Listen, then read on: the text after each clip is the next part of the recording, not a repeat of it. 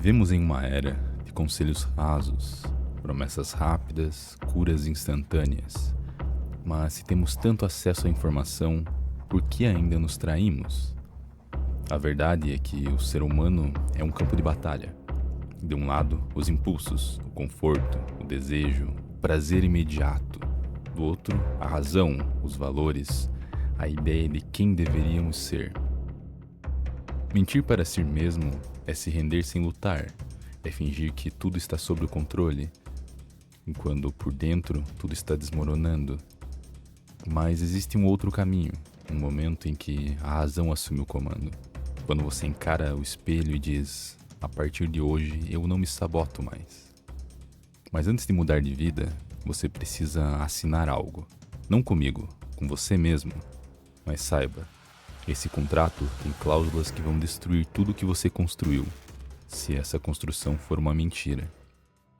O primeiro passo é entender que nem tudo é culpa sua. Você não controla o que acontece.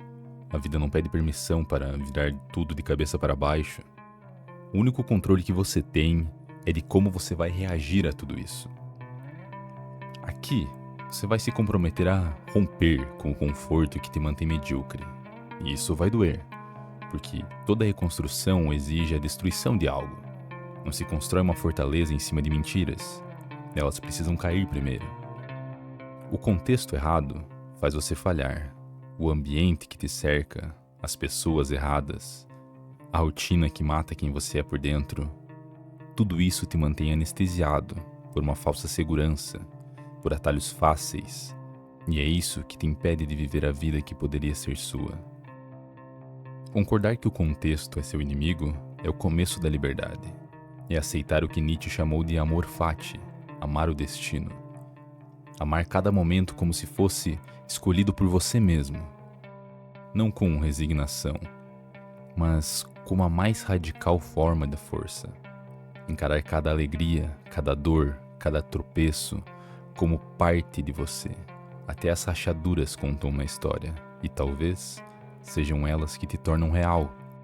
Você vai precisar olhar para tudo que te trouxe até aqui, até mesmo a autossabotagem, e colocar um ponto final.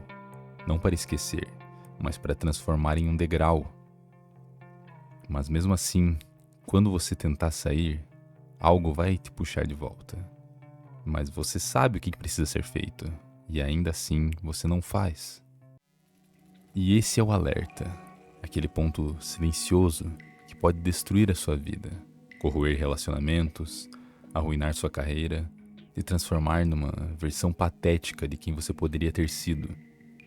Mas a verdade é, a maioria das pessoas nem sabe o que a autossabotagem realmente significa. Elas acham que se sabotam porque são preguiçosas, fracas, desorganizadas, mas não é isso.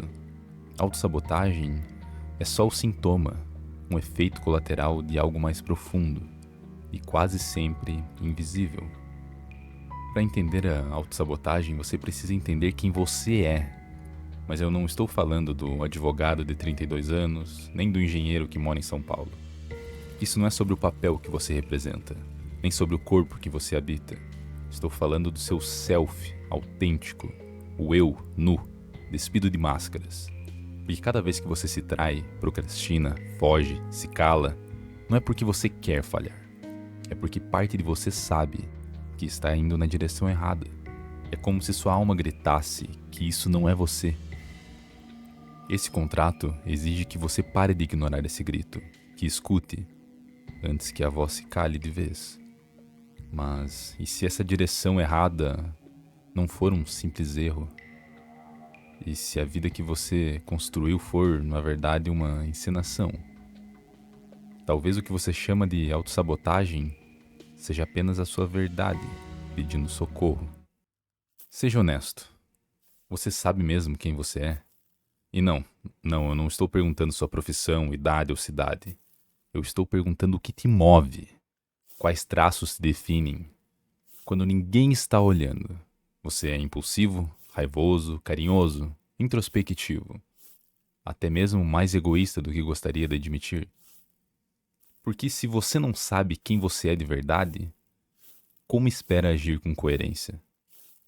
Autossabotagem acontece quando você impõe metas que servem ao personagem, mas não ao ser humano por trás da máscara.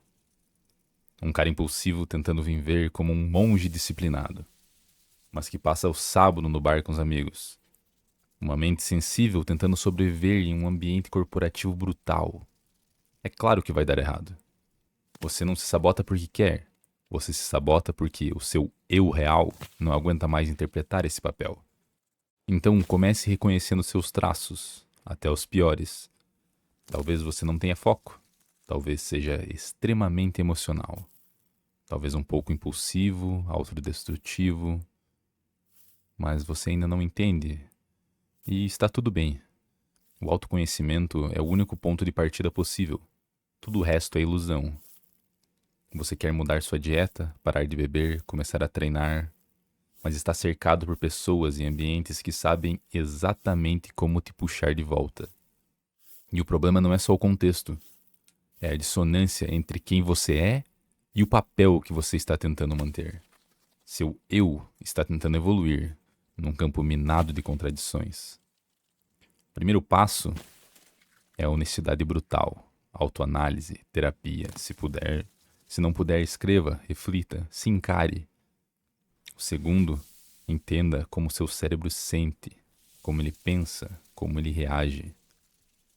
E se você quer mesmo parar de se sabotar, então pare de viver pelos outros e comece, finalmente, a viver por si mesmo. Ao assinar esse contrato, você renuncia ao personagem. Chega de bom moço, cara esforçado, chega de performance. Ou você vive de verdade, ou vive fingindo. E quem vive fingindo, morre um pouco todo dia. Destruir a máscara tem um custo, e esse custo é a solidão. Você vai precisar olhar para dentro e perguntar com brutal honestidade: quem é você de fato? O conhece-te a ti mesmo gravado no templo de Delfos não é só um conselho filosófico, ele é a chave. Sem esse mergulho, não existe transformação, não há superação sem autoconhecimento. Como você vai aspirar ao mais alto se nem reconhece o ponto de partida? Só depois desse mergulho honesto na alma, a proposta de Nietzsche se torna possível. A vontade de potência. Não como um desejo de controlar os outros, mas como um impulso de superar a si mesmo, sua ignorância, sua covardia, sua estagnação. O domínio de si é isso, um contrato com a grandeza que habita, escondida, dentro de você. E é aí que nasce o respeito próprio. Quando você olha para a sua versão mais forte e decide não mais traí-la. Respeitar-se é dizer não ao que te enfraquece, mesmo que isso custe a aprovação de todos ao seu redor. Respeitar-se é ter disciplina, mesmo sem motivação. Você pode até amar quem você é, mas é o respeito que garante quem você se torna. Os estoicos chamavam isso de autarquia, a autossuficiência moral, a força de quem encontrou dentro de si tudo o que precisa para viver bem. A integridade de quem, mesmo diante da crítica ou do desprezo, permanece firme. Ele não vive pelos aplausos, ele não vive pelos valores. Ele é guiado por uma bússola interna e, por isso, se torna invulnerável ao caos externo, um verdadeiro senhor de si. E respeito próprio não é egoísmo, é soberania. É entender que você não pode controlar o mundo, mas pode controlar sua resposta ao mundo. E essa resposta é o que define o seu caráter. O autárquico não negocia seus princípios por conforto. Ele é firme como uma muralha silenciosa. Não age por impulso, age por virtude. Mas saiba, ao voltar a ser quem você é, você vai perder pessoas, mas só aquelas que amavam a sua máscara. Esse contrato exige que você aceite essa perda, como preço, como sacrifício, como o custo da liberdade.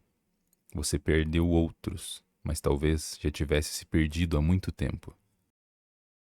Cada vez que você mente para si mesmo, você nega quem você realmente é.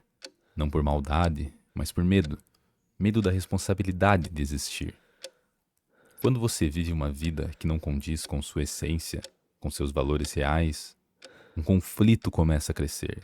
E esse conflito se transforma em autossabotagem. Não porque você quer se destruir, mas porque, em algum nível, o você verdadeiro está tentando destruir a farsa que você construiu ao redor. Você sabe que certos hábitos te destroem, mas continua. Você sabe que certos caminhos são vazios, mas insiste. Por quê? Porque você está tentando conciliar o inconciliável, um eu autêntico com um contexto de vida que o rejeita. E é aí que nasce a autossabotagem, na fricção entre sua essência e a sua encenação. Sartre chamou isso de má fé, a sabotagem silenciosa da própria liberdade. É aquele momento em que você sabe o que precisa fazer, mas finge que não sabe. Finge que não tem o tempo, que não tem escolha, que não tem força. Mas no fundo, você sabe, você sempre soube. Má fé não é só mentir, é mentir sabendo. É vestir máscaras sociais, se esconder atrás de desculpas, negar a própria liberdade, só para não carregar o peso de ser quem você é. Mentir para si mesmo parece sobrevivência, mas é covardia. E toda mentira interna tem um preço, e esse preço é o respeito próprio. A má-fé é fuga, uma fuga existencial. Fugimos da liberdade porque ela cobra responsabilidade, e isso nos apavora. Então preferimos o conforto da mentira. Eu nasci assim. Não sou bom o bastante. Eu não consigo mudar. Mas nenhuma dessas frases é humildade. São covardias disfarçadas. Está na hora de parar. Parar de fingir que não tem escolha. Parar de atuar como vítima da própria vida. Ao assinar, você renuncia ao papel da vítima. Você pode tudo, mas não pode mais mentir para si mesmo. E se você tiver coragem de parar de fugir, uma verdade brutal permanece. Toda decisão que você toma te constrói ou te destrói. A acrásia é o abismo entre o que você diz e o que você realmente faz. É a traição silenciosa entre a intenção e a ação. Aristóteles deu nome a esse fenômeno, a fraqueza da vontade. A mente já sabe o que é o certo, mas o corpo hesita, a boca promete, mas os atos desmentem. E toda vez que isso acontece, você perde algo maior do que tempo. Perde credibilidade com você mesmo. Quantas vezes você prometeu mudar, acordar cedo, focar no que importa, parar com o que destrói? E quantas vezes falhou? A acrásia revela uma guerra interna. Logos contra patos. Razão contra desejo. E quando você se trai, não é o mundo que perde, é você. Você se torna um impostor diante do próprio espelho. O eu do futuro para de acreditar em você. E sem essa confiança, não há respeito próprio, só há dúvida, só há distância. Mas aqui está a verdade. Toda microação é um voto. Um voto a favor ou contra quem você realmente é. Você não decide o futuro. Você decide o hábito de agora. E esse hábito decide tudo. Ao assinar esse contrato, não é declarar guerra ao mundo. É declarar paz com quem você é. Porque no fim, não são as grandes decisões que te moldam. São as pequenas escolhas, feitas 1000 vezes em silêncio, quando ninguém está vendo. Se você chegou até aqui, então já sabe o que precisa ser feito. Mas antes de ir, uma última pergunta. Você vai assinar ou vai continuar interpretando o papel principal da mentira mais convincente que você já contou? A sua própria vida.